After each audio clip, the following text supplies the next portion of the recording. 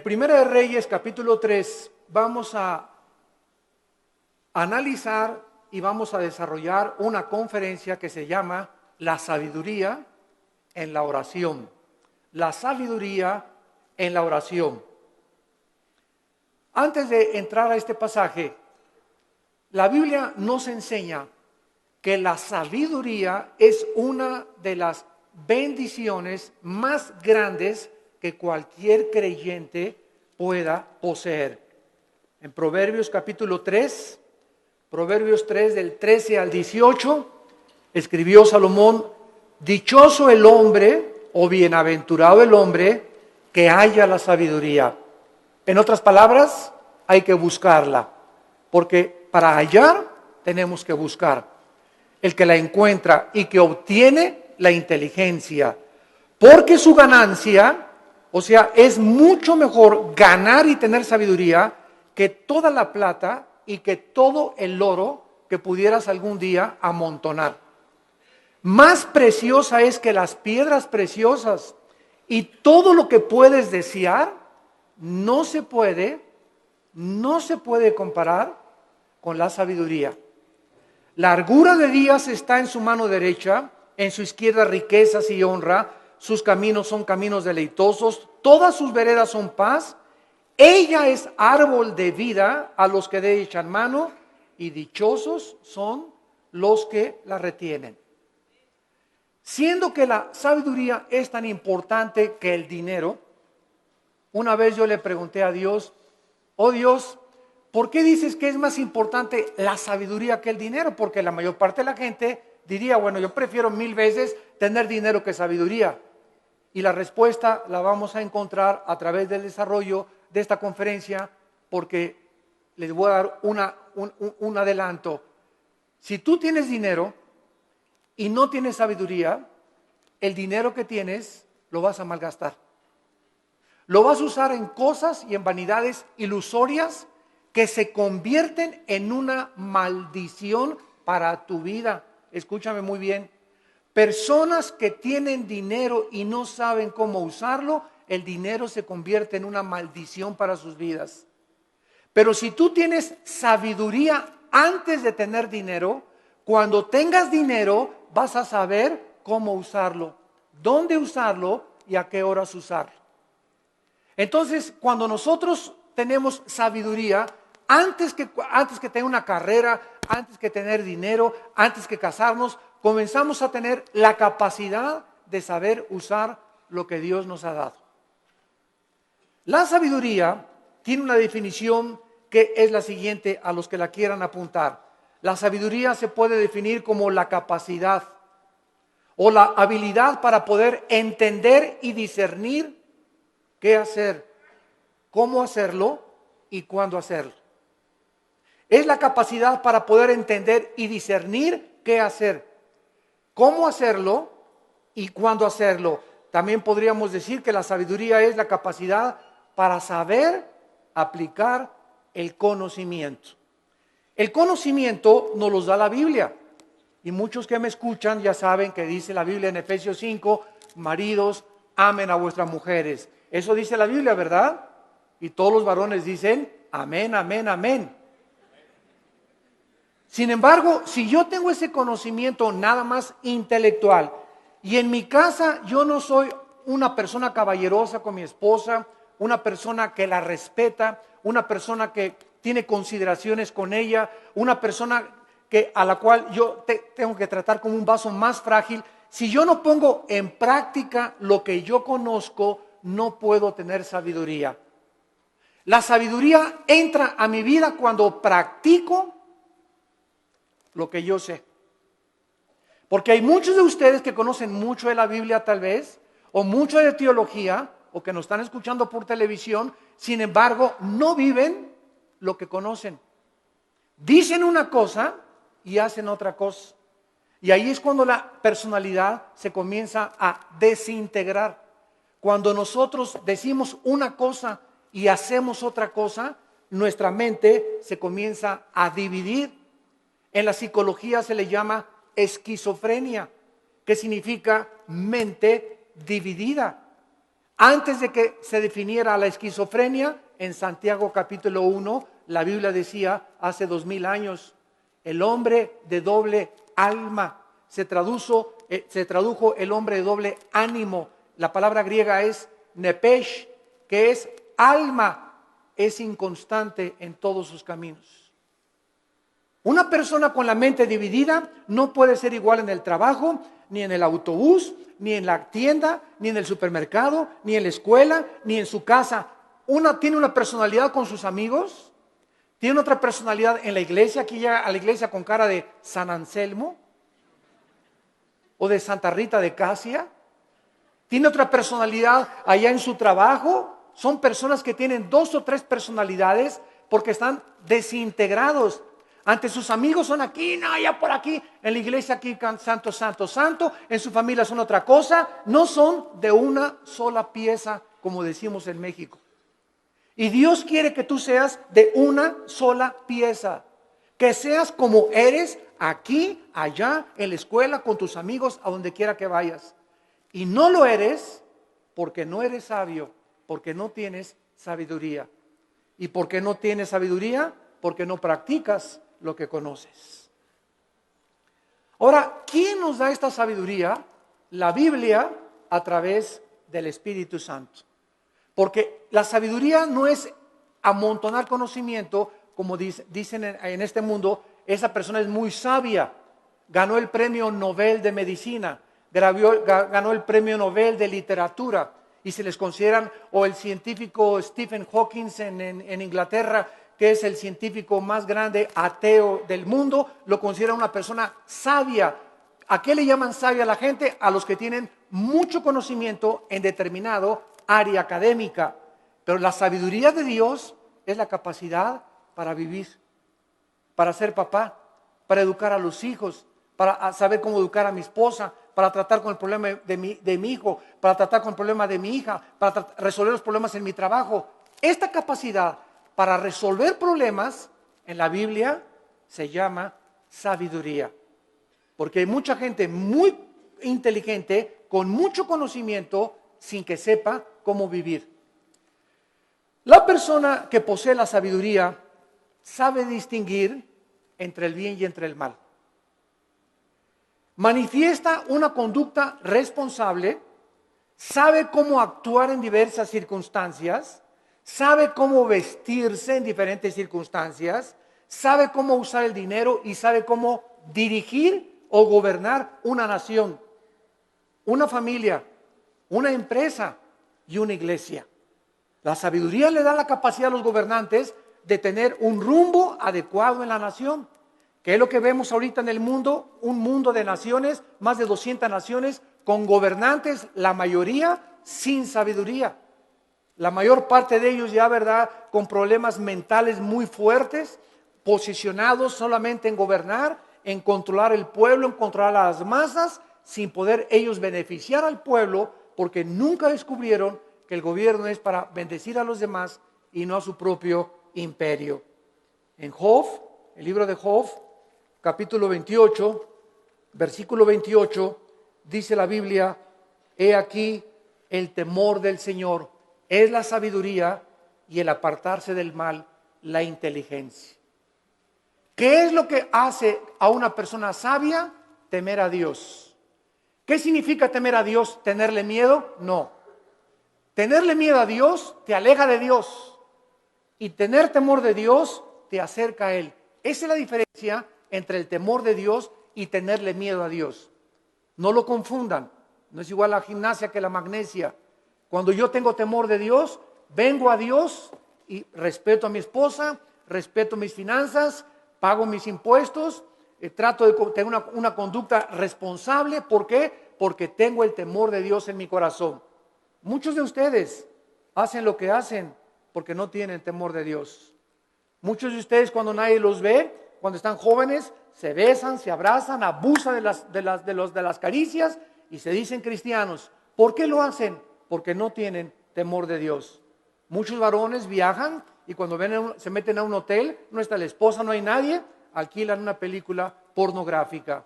¿Por qué lo hacen? Porque creen que nadie los ve. Pero cuando tú tienes conciencia de que Dios te ve no harías las cosas que tú haces si tuvieras el temor de Dios. Esta es la razón por la cual Salomón, regresamos ahora a nuestro pasaje, estaba preocupado por ser un rey sabio. Era joven, acababa de consolidar su poder, acababa de sofocar una rebelión interna de gobierno de su hermano Adonías, eliminando a sus enemigos. Y la nación de Israel se encontraba ahora perfectamente unificada por un liderazgo que era él, y había paz por todos lados. Su padre David acababa de morir y él estaba ahora sentado en el trono. Y Salomón, cuando está sentado en el trono, sintiendo su inmadurez, su incapacidad y su falta de experiencia, le pide a Dios sabiduría para poder discernir y poder gobernar a un pueblo tan grande. ¿Qué es lo que nosotros debemos hacer también cuando muchos de ustedes, jóvenes que me escuchan, se casan a los 23 años? Te casas, chamaca, a los 18 años, tal vez porque te embarazaste antes, o te casas a los 20 años de edad. Dices, ¿verdad? Dios mío, tengo 23 años y estoy casado. Y ahora tengo que trabajar y voy a tener que tener sabiduría para educar a mi esposa, para saber qué empleo poder tener, para saber cómo educar a mis hijos. Dios mío, reconozco mi incapacidad. Señor, reconozco mi inmadurez. Oh Dios mío, ayúdame. Y cuando nosotros tenemos esa actitud de reconocer, Padre, ahora mi negocio creció, las iglesias crecieron, ahora tengo más hijos. Señor, no sé cómo manejar esto. Para eso está Dios, para darnos la sabiduría, la capacidad de saber qué hacer. Y no hablarle a Walter Mercado, ni a la doctora Corazón, ni al psiquiatra, ni al psicólogo, sino consultar en su palabra. Aquí en la Biblia se encuentran los consejos de la sabiduría y de la inteligencia. Esto es lo que Salomón adquirió cuando se sentó. Y vamos ahora a darle lectura al primer capítulo del primer libro de los Reyes, capítulo 3. Y vamos a ver en primer lugar algunas cosas que nos comienzan a vislumbrar el corazón de Salomón antes de entrar en el tema principal de la conferencia. Veamos en primer lugar en el versículo 1 el compromiso político y diplomático que Salomón comenzó a ejercer. Salomón hizo parentesco con Faraón, rey de Egipto, pues tomó la hija de Faraón y la trajo a la ciudad de David. Entre tanto que acababa de edificar su casa y la casa de Jehová y los muros de Jerusalén alrededor. Salomón, entrando a su reinado, inmediatamente supo que necesitaba a Egipto, que necesitaba a Siria, que necesitaba a Jordania, que las naciones de alrededor eran importantes para poder tener una buena relación política y diplomática. No quería la guerra. Entonces Salomón, en aquel tiempo, los países hacían alianzas dando a la hija del rey al hijo del otro rey o al rey mismo. Entonces los matrimonios en tiempos de Salomón eran por compromiso político. No necesariamente Salomón se enamoró de la hija de Faraón, tal vez ni la conoció, sino simplemente al ser la hija de Faraón de Egipto y casarse con Salomón, rey de Israel, Egipto e Israel hacían una unidad, hacían un compromiso a través del matrimonio. Es lo que significa la palabra hebrea parentesco en el versículo 1. No veo que muchos tengan sus Biblias en esta mañana. Trajeron el Calimán. La palabra parentesco es la palabra chatán en el hebreo. Chatán, que significa compromiso a través de un matrimonio político. Es la palabra que usaban para poder llevar a cabo los matrimonios políticos. Muy bien. Sin embargo, cuando Salomón adquiere el compromiso por política y diplomacia con la hija del faraón, Salomón estaba violando una ley que dice en el libro de Deuteronomio, capítulo 17, versículo 14, Deuteronomio 17, 14, que Dios había dado en el monte Sinaí a Moisés para los gobernantes.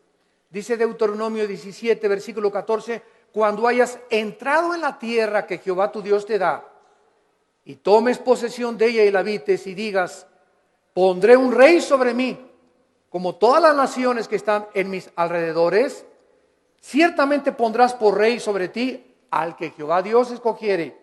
De entre tus hermanos pondrás rey sobre ti. No pondrás hombre extranjero que no sea tu hermano, pero él no aumentará para sí caballos, ni hará volver al pueblo a Egipto, con el fin de aumentar caballos, porque Jehová los ha dicho, no se vuelvan nunca por este camino. Versículo 17, ni tomará para sí muchas mujeres. Dios siempre estuvo en contra, ¿verdad?, de la poligamia, siempre, siempre. El hecho que Salomón y el hecho que David hayan tenido varias mujeres no implica que era la voluntad de Dios, porque la voluntad de Dios es doble. La voluntad de Dios es permisiva y la voluntad de Dios es directiva. Dios te da permiso de que te cases con ese roto quinto patiero. Dios te da permiso de que te hagas socio de esa persona que no es cristiana. Pero no significa que al permitirte Dios que hagas lo que hagas, no significa que era su voluntad que te casaras con ese muchacho o con esa muchacha, porque lo hiciste encaprichado en hacer algo y Dios nos deja que nosotros recojamos las consecuencias de lo que hemos arado y de lo que hemos sembrado. La cosecha es de nosotros, pero no significa que era la voluntad directiva de Dios. La voluntad directiva de Dios es: yo tengo para ti una mujer que te va a ser fiel, que va a ser la mujer de tus hijos. Espera el tiempo en que yo te la traiga. Si tú te impacientas, te casas con la equivocada y te va como infierno. Y después cuando te cases, pues es que Dios, si hubiera querido, hubiera impedido que me casara con Chencho. ¿Sabes una cosa? Dios te dejó que te casaras con Chencho y claro que lo podía impedir, pero si lo hubiera impedido, hubiera violado tu libertad, el libre albedrío. Y ya no seríamos, ¿verdad?, personas, agentes morales, seríamos robots y seríamos títeres de un Dios que Él hace lo que Él quiere. Y Él nos ha dado el libre albedrío para que seamos responsables de las decisiones y las consecuencias que las decisiones que hagamos vamos a recoger. Vamos a ver después cómo acabó Salomón precisamente por estas decisiones equivocadas que llevó a hacer. En segundo lugar, dice el versículo 2 que hasta entonces, o sea, hasta el tiempo de Salomón, el pueblo sacrificaba en los lugares altos, donde regularmente los paganos hacían los sacrificios. Y Dios nunca quiso que Israel sacrificara en los lugares altos, pero hasta que Salomón acabó el templo y se ofrecieron sacrificios en el lugar donde Dios quiso que se ofrecieran, Dios permitió que se llevaran a cabo sacrificios en los lugares altos. Dice el versículo 2, porque no había casa edificada al nombre de Jehová hasta aquellos tiempos. Salomón tenía una capacidad, en segundo lugar, como constructor. Si ustedes leen todo el primer libro de Reyes, es increíble la arquitectura, la hermosura de la decoración del templo de Salomón, de los cuadros que mandó traer. Tenía 12, su trono tenía leones de oro en las escaleras. Su trono donde Salomón se sentaba era de oro puro. Nunca ha habido, nunca en la historia, ni Bill Gates, ni el señor Slim, ni los Kennedy, ni los Rothschild, ni ningún millonario ha tenido el dinero que ha tenido y las riquezas del rey Salomón. Pero al mismo tiempo que Salomón ha tenido las riquezas inimaginables que cualquier persona haya podido alcanzar, ni los árabes tampoco, ni los sheiks en Arabia, Salomón al mismo tiempo, vamos a ver, era el hombre más sabio de toda la historia que ha existido. El hombre más sabio, imagínense, tenía millones de billones de riquezas y al mismo tiempo tenía la sabiduría que al final de su vida la hizo a un lado y pues ya es otro cantar, ¿verdad? Él se aparta de Dios, apostata y después regresa a Dios y escribe el libro de Eclesiastés, que es el compendio de sabiduría después de Proverbios más grande de toda la Biblia, el libro de Eclesiastés. Muy bien, ahora sí, vayamos a comenzar a analizar esta oración que Salomón, consciente de su inmadurez, comienza a hacerle a Dios. Dice el versículo 5, y se le apareció Jehová a Salomón en Gabaón. Se le apareció Jehová a Salomón en Gabaón. ¿A cuántos de ustedes se les ha parecido Dios? Todos podemos decir, ¿verdad? A ninguno. Pero esto es una verdad parcial, porque cada vez que hables la Biblia, se te aparece Dios. Ya no tenemos manifestaciones visibles de Dios, ni audibles como en los tiempos antes en el Antiguo Testamento. Pero ahora nadie puede decir, bueno, si a mí se me apareciera Dios, ¿sabes una cosa? Ahora no solamente se le apareció Dios para decirle algunas cosas, sino que ahora tenemos todo el consejo de Dios en la Biblia. Todo lo que Dios tenga para decirnos ya se encuentra en la Biblia. Después de la Biblia no hay nada más que Dios nos tenga que decir. Por eso la Biblia es un libro sellado. El que le agregue algo a estas palabras o el que le quite algo a estas palabras, dice Apocalipsis capítulo 22, las maldiciones de este libro caerán sobre esa persona. Por eso cuando hoy oímos, ¿verdad?, que tantas cosas de profecías, y el Señor me dijo que iba a entrar una muchacha con vestido verde y vas a casar con ella. Y el Señor me dijo que de aquí de esta iglesia van a salir ríos de agua viva. Y el Señor dice que un avivamiento va a venir en Guatemala o va a venir en España, etcétera, etcétera. ¿A quién le dijo eso el Señor? ¿Quién sabe? Tal vez cenó pizza en la noche a las 12 de la noche. Y comienzan a decir cosas que no están en la Biblia, que asumen que Dios dijo, pero Dios no lo dijo. Porque profetizar no es anunciar el futuro. Profetizar es comer esta palabra y cuando hablas esta palabra. La persona que predica la palabra es un profeta. Un profeta no es una persona que dice, va a pasar esto o va a pasar aquello. Esos son adivinaciones. No confundas la profecía con la adivinación. Ahora, en el Antiguo Testamento había videntes. La palabra naví en el hebreo, que se les dio profecías del futuro. Todo lo que va a pasar ya está escrito en la Biblia. Cuídense cuando va a temblar en Toluca en febrero del 2011. Y el Señor me dijo que a las 10 de la mañana, cuídense, hermanos y hermanas en Cristo, de todas estas falsas profecías. A la luz y al testimonio. Si no es a la palabra de Dios, no les ha amanecido, dice el profeta Isaías.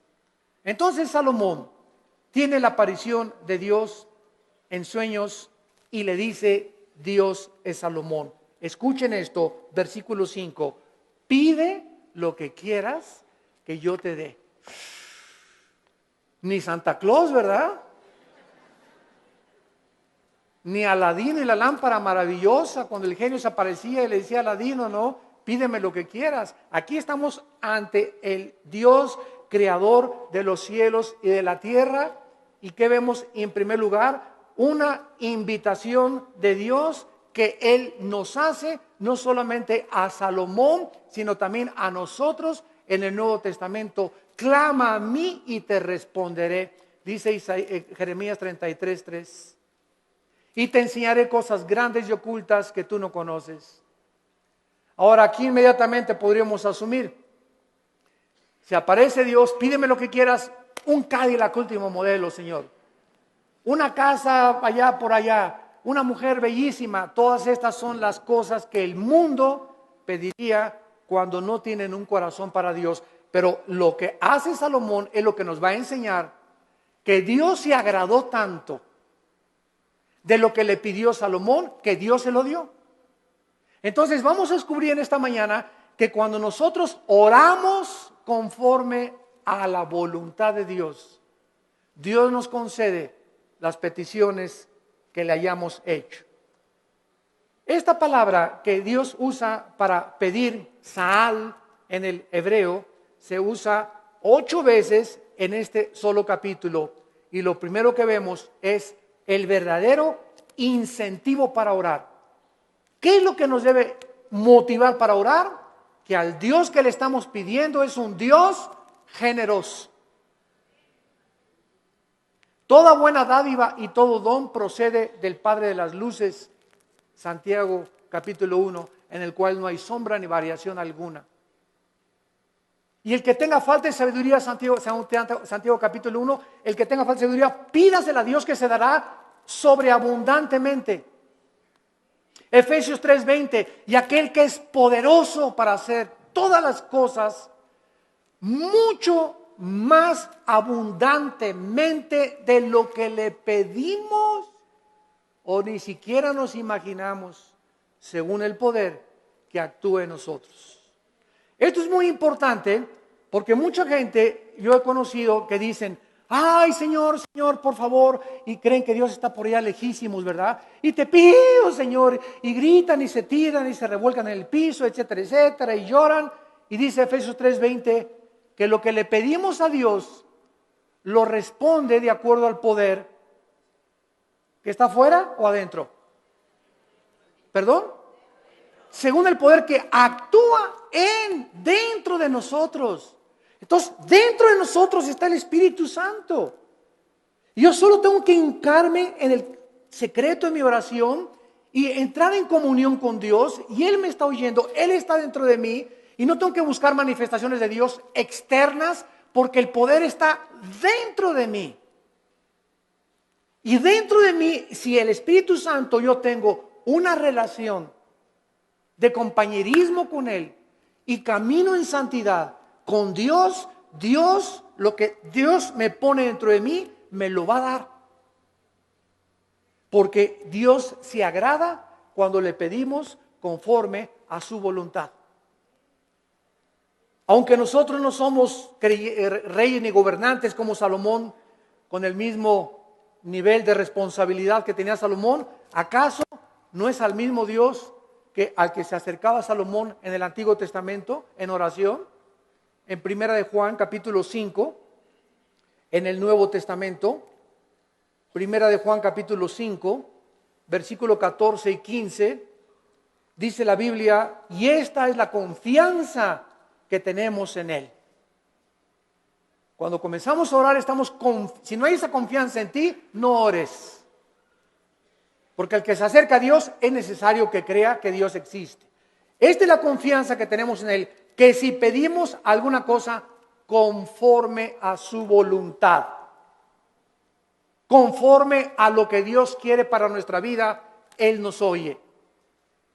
Si yo tengo un niño de 10 años y me dice, papá, cómprame un BMW, ¿se lo voy a comprar? Ay, papá, no me quieres porque no me compras un reloj Rolex de oro. Chamaco de 15 años, pirruris. ¿Por qué no se lo doy? Porque no es que yo no ame a mi hijo, claro que lo amo a mi hijo. Pero no se lo doy porque no puede él todavía llevar tantas alhajas en su cuerpo, ni tener un coche último modelo a los 15 años, porque le hago un mal más que un bien. Ahora, si él comienza a conocer, si mi hijo tuviera la sabiduría a los 10 o 15 años de conocer que él no tiene la madurez para poder usar las cosas que él quisiera, no me pediría eso. Entonces me diría, papá, dame un reloj conforme a lo que tú crees que debo de usar. Dame un coche, conforme el coche que tú quieras, dámelo. Ya no le pediría un Cadillac, sino, Señor, lo que tú me quieras dar. Entonces, es importante que nosotros sepamos cuál es la voluntad de Dios para nuestras vidas.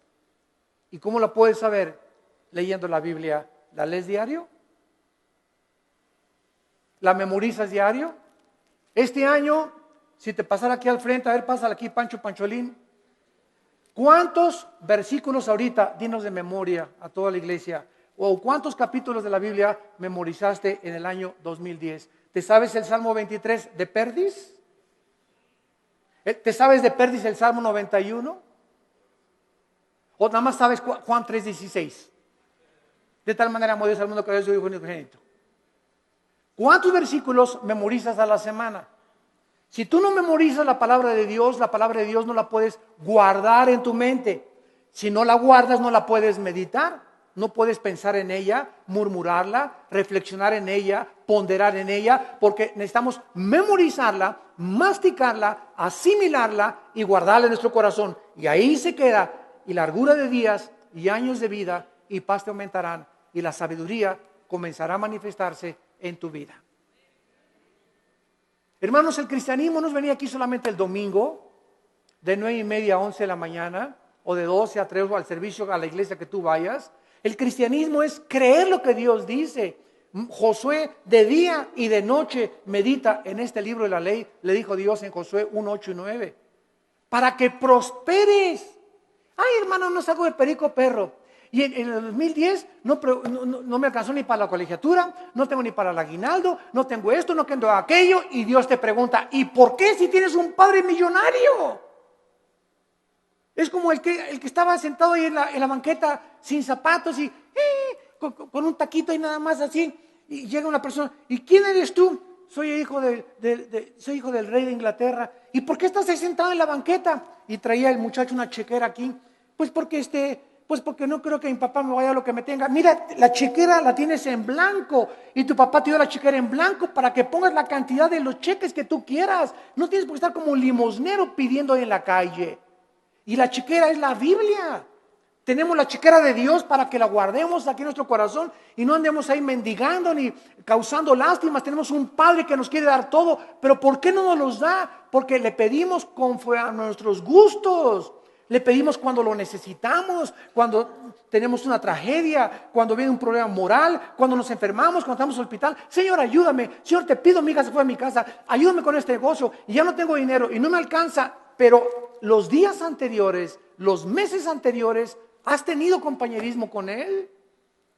¿Lo has amado con todo tu corazón? ¿Eres santo? ¿Amas a tu esposa? ¿Bendices a tus hijos? ¿Les enseñas la palabra de Dios a tus hijos? ¿Eres honesto en tus negocios? Entonces Dios no puede darte, porque el que es infiel en lo poco, en lo mucho lo es. Si Dios te bendijera y te diera y te ayudara, te echaría a perder, porque no tienes la sabiduría para vivir y tener lo que Dios te quisiera dar. Reflexionen y mediten en esto profundamente, santos de Dios.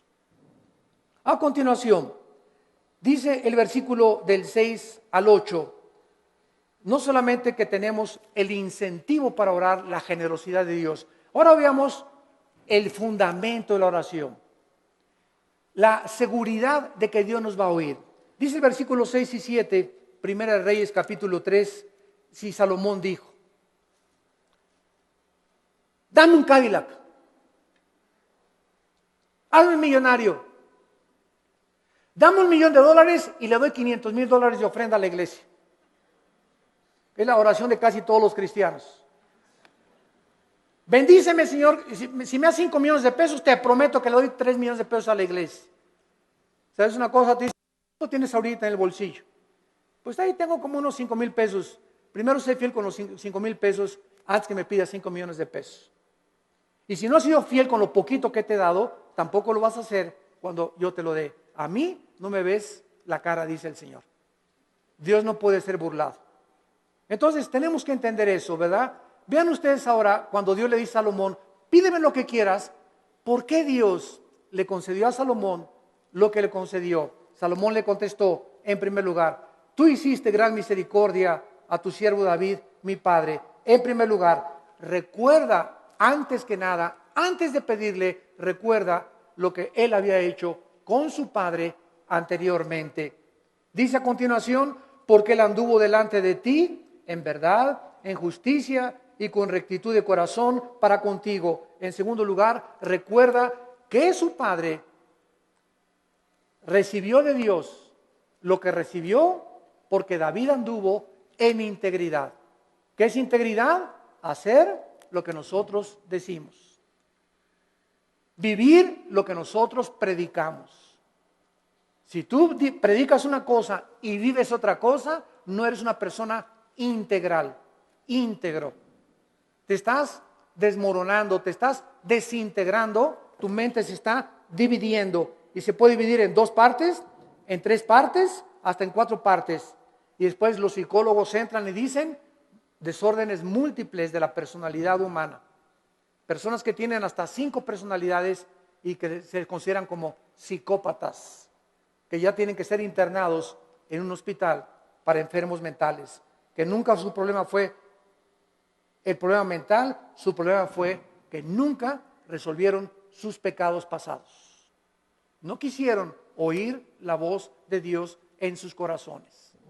En tercer lugar, dice David, y tú le has reservado esta tu gran misericordia en que le diste hijo que se sentase en su trono como sucede en este día. Salomón, antes de pedirle nada a Dios, recuerda que el hecho de que él esté sentado donde él está sentado como rey, no es porque él lo mereciera. Era inmaduro, no había hecho nada para Dios, estaba construyendo apenas el templo, sino que Salomón dice, yo estoy como estoy y yo estoy como rey de Israel porque tú hiciste un pacto con mi papá. Y por la misericordia que le tuviste a mi papá, yo estoy sentado aquí. Yo no merezco estar sentado aquí. Lo estoy por causa de la misericordia que tú tuviste para con mi padre. Y esto es algo muy importante porque muchos de ustedes están donde están por las oraciones de tu mamá, por las oraciones de tu padre, tal vez las oraciones de tu abuelo que tú no llegaste a conocer. Pero Dios nos ha prometido, la generación de los justos será bendita. La generación de los justos será bendita y sus hijos heredarán la tierra. Salmo 112, 1 y 2. ¿Qué significa esto? Que aunque tengamos nosotros todavía hijos que vemos que no vienen al camino, yo conozco muchos grandes hombres de Dios, muchos misioneros que murieron y sus hijos no eran cristianos y se salvaron después de que se murieron los papás. Pero Dios cumplió su palabra. Entonces, el hecho que muramos y no alcancemos a ver a muchos de nosotros, a todos nuestros hijos salvos, no implica que Dios no va a cumplir su palabra. Dios va a cumplir su palabra y nuestros hijos son benditos. Y aunque ahorita pertenezcan muchos al diablo, Dios los va a arrebatar de sus garras. ¿Y sabes por qué? Por la misericordia que Él tiene con nosotros, sus padres, que caminamos con Él. Pero si tú no eres un padre que caminas con Dios, si tú no eres un padre fiel con Dios, si tú no caminas en santidad, estas promesas no pueden tener cumplimiento. La misericordia de Dios es sobre los que le temen y sobre de ellos hará conocer sus pactos. Y vemos enseguida cuando le dice Dios, cuando le dice Salomón en el versículo 6, finalmente, tú le has reservado esta misericordia en la que le diste hijo que se sentase en su trono, como sucede en este día. Vemos la fidelidad de Dios de una forma maravillosa. Y dice la Biblia en el versículo 7, ahora pues Jehová Dios mío, o sea, habiendo reconocido Salomón la misericordia que Dios tuvo para con su padre y el hecho que él esté donde está, que lo hacía indigno, tú me has puesto a mí, tu siervo, por rey en lugar de a mi padre, y yo soy joven y no sé cómo entrar ni salir, y tu siervo está en medio de tu pueblo, al cual tú escogiste, un pueblo grande que no se puede contar ni tampoco enumerar. Salomón finalmente comienza a orar porque al recordar la misericordia con su padre, sabe que lo que Dios dice lo cumple. ¿Qué hace que nosotros oremos? La fidelidad de Dios. Dice en Efesios 3:20, y aquel que es poderoso para hacer las cosas mucho más abundantemente. Tú le pides a Dios algo, lo que Él te va a contestar es mucho más allá de lo que tú te imaginaste que te iba a contestar. Yo recuerdo, les conté hace algún tiempo, en 1977-78, yo comencé a entrar al ministerio de tiempo completo. Yo trabajaba en un hotel en Acapulco, el hotel que es ahora el Emporio, creo, el Continental, estaba de gerente general del hotel. Y cuando entro en el 77-78, me fui de misionero con unos misioneros norteamericanos, nos llevaron a la Sierra de Guerrero con la frontera con Oaxaca, Coajicuinapa, la Costa Chica, la Costa Grande. Todo eso anduve 3 años de misionero. Y en toda esa época de misionero, pues llegaba a mi casa y Alan estaba chiquito y comíamos mangos, comíamos frutas, no teníamos para comer, porque me daban un cheque de $50 a la semana, o sea, $200 al mes, pues solamente no se alcanzaba para comer víveres. Vivíamos en un bungalito por pie de la cuesta en Acapulco, y lo único que teníamos en la casa era colchones, no teníamos estufa, no teníamos nada, una parrilla eléctrica. Ahí cocinábamos el pescado que yo iba a pescar, ¿verdad? Al mar. Entonces, durante todo ese tiempo, Dios me mostró su fidelidad. Nunca nos faltó pescado, nunca nos faltaron mangos en los árboles, ni tampoco manzanas, y peces. Aventaba el anzuelo y a las 2 o 3 horas agarraba 3 o 4 huachinangos y grandes peces, y comíamos ostras, y comíamos las cucarachas que se pegaban en las piedras. Me bajaba a bucear y las raspábamos así con limoncito, ¿verdad? Ricas así, y eso es lo que comíamos por 3 años. Hasta 1985 pasaron 8 o 9 años de mi ministerio cuando por primera vez compramos un refrigerador. Compré una lavadora de esas que vendían en Salinas y Rocha, de esas que chun chun que hacen así, para acá y para atrás. Las señoras ya saben cuáles son, ¿verdad? Brum, brum, así es, las lavadoras antiguas. Pagué como 3 años en pagarla, y hasta el 85 me regalaron una camioneta combi usada con 80,000 kilómetros, y en esa nos transportábamos después de tantos años de caminar y conocer a Dios. Entonces, Dios es fiel, pero Dios no te da las cosas así. Y ahora todo el mundo, quieren casarse, ya quiero un plasma, y quiero tapetes persas, y cortinas que vengan de España, y cuadros aquí, y quiero un coche último modelo, y ya todo el mundo ahorita es una ambición. Pastores que ya quieren una iglesia grande, ya quieren 500 personas, etcétera, etcétera, cuando no saben que irá andando y llorando el que lleva la preciosa semilla, y regresará con gozo trayendo las gavillas. Hay que arar y arar y arar la tierra y caminar y arar. El ranchero va rompiendo la tierra, y primero aras, primero rompes, sudas lo que tú estás haciendo, y después ya vienes y siembras la semilla, y después viene la tercera fase, que es la cosecha. Tenemos que arar, tenemos que sembrar y tenemos que cosechar. Pero si tú no trabajas, si tú no aras y no siembras, ¿por qué esperas recoger? Entonces tú no vas a recoger nunca en la vida lo que nunca has sembrado, en lo que nunca has trabajado. ¿Quiénes son los que poblan las cárceles? Almoloya, el reclusorio, personas que creyeron que sin trabajar, sino quitándole el dinero o vendiendo algo rápido, droga, podían obtener ganancias inmediatas, y tarde o temprano acaban en esas cárceles. Porque la Biblia dice: ganarás el pan con el sudor de tu frente. Y todo lo que es fácil y lo que es barato no tiene la bendición de Dios. Dinero mal habido será maldecido. Es una ley inexorable espiritual.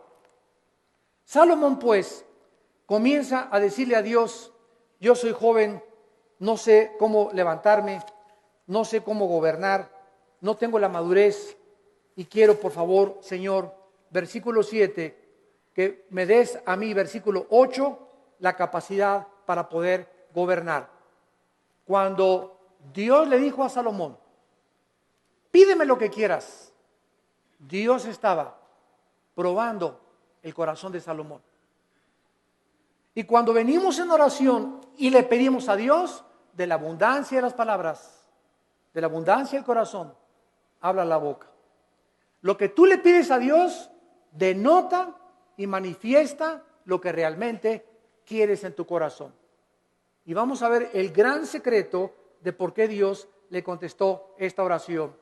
En el versículo 7 y 8, Salomón reconoce que él no tiene la capacidad de gobernar un pueblo tan grande, ni numerarlo por tanta y grande multitud. Su principal capacidad de la cual él comienza a reconocer es que él necesitaba una cosa importante. Versículo 9, dale, es lo primero que Salomón le pide: dame un corazón entendido. Por favor, La palabra entendido es shama, que significa oír o escuchar. Vamos a ver, vamos por orden, esto es muy importante, síganme con cuidado. Dame un corazón que sepa escuchar a la gente. Es lo que significa entendido. Shama, viene de la palabra hebrea Shema. Cuando dicen Deuteronomio 6, Shema Yisrael Adonai Elohim Adonai Echad, se tradujo, oye Israel, Jehová tu Dios, uno es.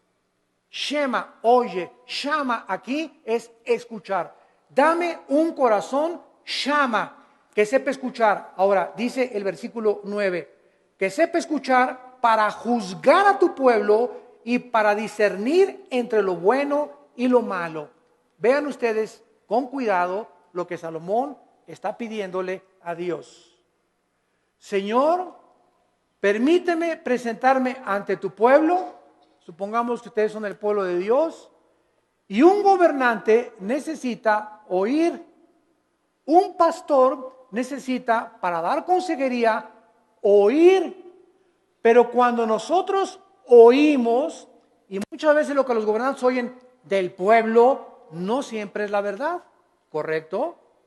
Porque ve una señora, y mi esposo esto y el otro, y bla, bla, bla, bla, y bla, bla, bla, bla. Y el pastor o el cristiano que oye a la esposa y asume que la esposa tiene razón sin haber oído la otra parte, al esposo es una persona sin inteligencia ni tampoco discernimiento.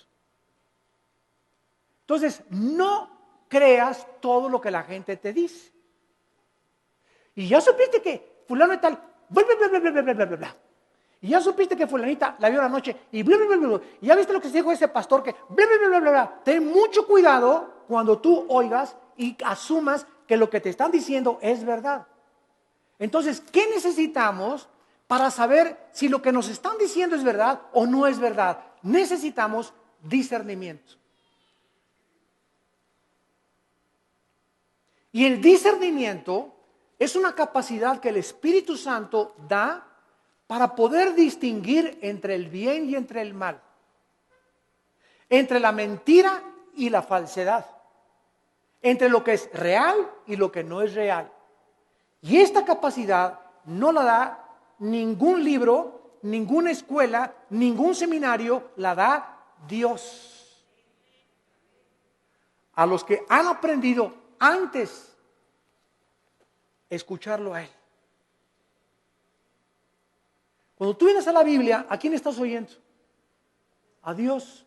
Y tu contacto con la Biblia es diario, la lees y la memorizas y la guardas y la lees en la mañana y antes de acostarte y estás en contacto con la Biblia. Entonces, al estar oyendo a Dios, automáticamente el Espíritu Santo, la palabra de Dios la convierte en discernimiento.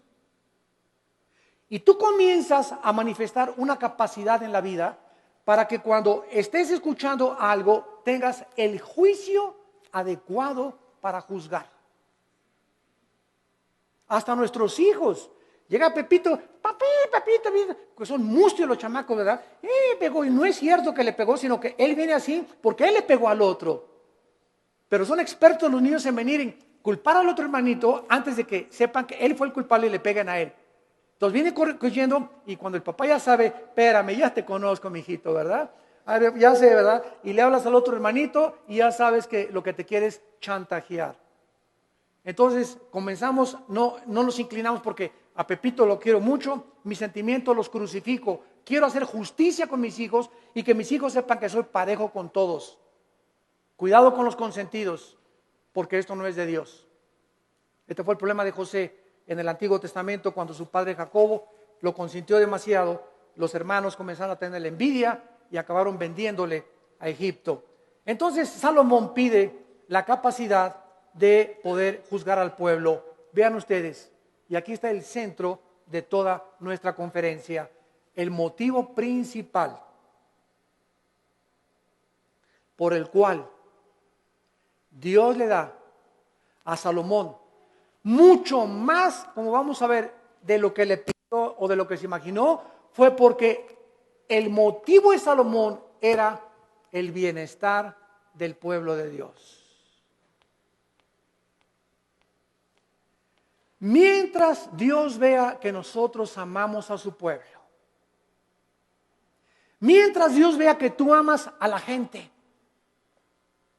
que tú amas a tus hermanos en Cristo, porque si no amas a tus hermanos en Cristo, ¿qué vas a acabar amando al vecino?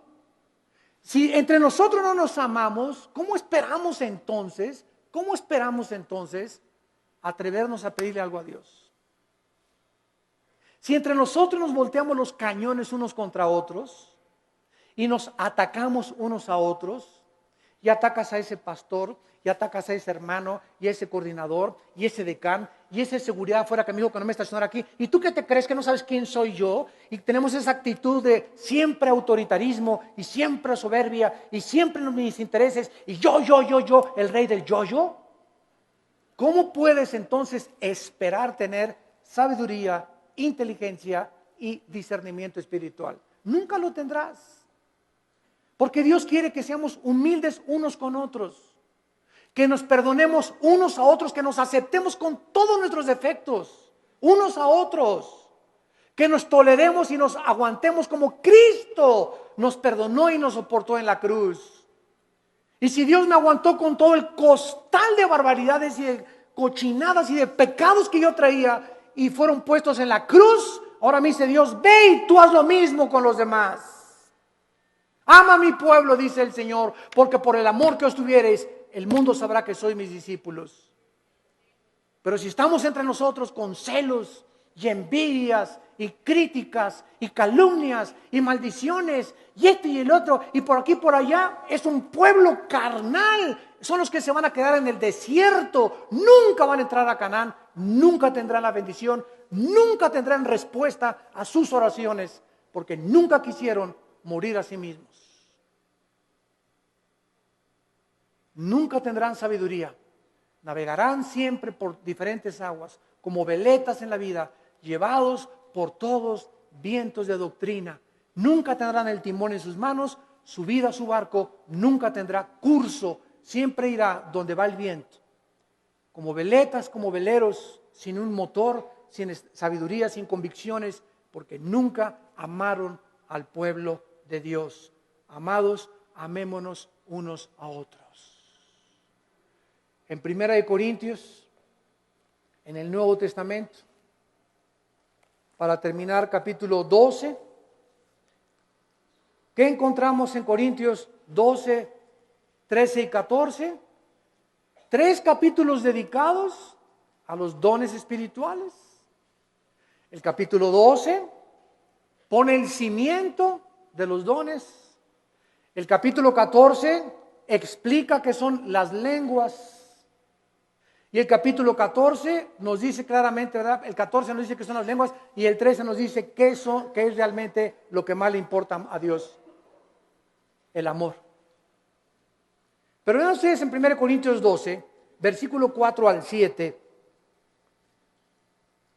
la congruencia y la consistencia de la verdad de la Biblia. 1 Corintios 12, 4. Ahora bien, hay diversidad de dones, pero el Espíritu es el mismo. Hay diversidad de ministerios, el Señor es el mismo. Hay diversidad de operaciones, pero Dios que hace todas las cosas, todos el mismo. Versículo 7, importantísimo. Pero a cada uno, a Pancho, a Carmelita, a Josué, a Pepe, a Carlos, o sea, no hay nadie de los que me están escuchando que sean cristianos que no tenga dones. Todos tenemos dones y miren lo que dice, pero a cada uno le es dada la manifestación del Espíritu para provecho. La palabra provecho es la palabra sumiero en el griego, que significa para el beneficio de los demás. Mis dones no son para mí, son para los demás, para edificarlos a ustedes. Por eso en Corintios 14 Pablo dice, en la iglesia, por favor, no hablen en lenguas. Porque en la iglesia, si se ponen todos a hablar en lenguas, y trae fulano de tal a su mamacita, y el otro trajo al diputado, y el otro trajo un licenciado, y el otro trajo un doctor, y trajo sus amigos, y entra a una iglesia donde parece un manicomio. ¿Y dónde estoy en el manicure? Van a decir. ¿Qué es esto? Dice 1 Corintios 14, van a decir que están locos. Entonces, en la asamblea, cuando estén todos juntos, si quieren hablar en lenguas, que sea por turno y con intérprete. Y si no hay intérprete, cállate. Y no estés ahí en la iglesia, saca la bazuca con las lenguas de la milicia, ¿verdad? Y la persona que está junto a ti, ¿qué le pasa, verdad? Que denle su chocho. ¿Por qué no hablamos las lenguas? Porque no son para nosotros, son para edificar. Y cuando hablamos todos no estamos edificando a nadie. Tal vez creemos que nosotros mismos, pero no se trata a nosotros, se trata a los demás. Los corintios eran tan carnales, como todavía hay muchas iglesias actualmente que no han entendido el uso de los dones espirituales. Nunca son para nuestra edificación, es para la edificación de los demás. Les es dado el Espíritu para provecho. Dice 1 Corintios capítulo 14. El que profetiza, versículo 3, habla a los hombres para edificación. Versículo 4, el que habla en lengua extraña, así no se edifica, pero el que profetiza edifica a la iglesia. Versículo 5, así que quisiera que todos hablaran en lenguas, pero más que profetizaran, porque mayor es el que habla, el profetiza, que el que habla en lenguas, a no ser que las interprete, para que la iglesia reciba edificación.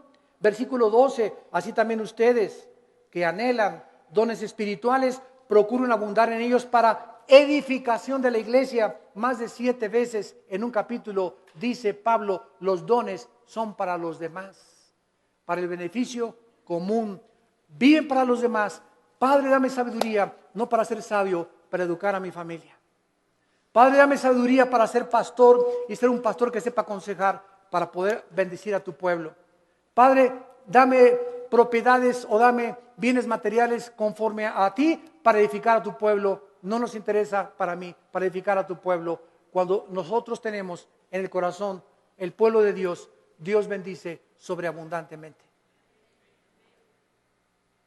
Porque nadie vive para sí mismo, vivimos para los demás. Y el secreto de la felicidad, como les decía ayer en el desayuno, es vivir para los demás. Ahí se encuentra el secreto de la felicidad. Tu casa es úsala para la gloria de Dios. Tu coche, úsalo para transportar hermanos, úsalo para el reino de Dios. Tu dinero, úsalo para el reino de Dios. Dios no está en contra de que tengas ahorros ni que tengas dinero, pero no ahorres más de lo debido. No seas más avaro, no tengas más propiedades de las debidas, porque te conviertes en persona avariciosa. Estás guardando ya de más y mañana te vas a petatear. Mañana cuelgas los tenis, como dicen los jóvenes. Mañana partimos tal vez a casa. Y lo que has hecho, ¿para quién se le quedó? Cuando se pudo usar para la gloria de Dios. Cuando tenemos ya esa visión, Dios nos comienza a derramar abundantemente todas aquellas cosas que Él anhela, porque Él busca instrumentos a través de los cuales Él pueda canalizar su gracia y sus bendiciones para los demás. Abraham, desde el principio de la Biblia, Abraham, te voy a bendecir para que tú seas bendición a las naciones. Todo lo que Dios nos da no es para echarle aquí y aquí y aquí. Dios me da para darlo. Dios me da para darlo. Si Dios me da y lo sigo guardando y no lo saco, me va a romper las bolsas y lo que tengo no lo voy a aprovechar. Y entonces el diablo viene, como dice Malaquías 3, el devorador, y se lleva aquello que le pertenecía a Dios. Nos comienza a robar lo que le pertenecía a Dios, porque no hemos entendido que la sabiduría es para bendecir al pueblo de Dios. Gracias por tu palabra, Señor, en esta mañana. Te damos gracias, Señor, porque eres inmensamente generoso y bueno para con todo tu pueblo. De tal manera nos has amado que diste a tu Hijo. Y si a tu Hijo lo sacrificaste, ¿cómo no nos darás todas las cosas si nosotros te las pedimos?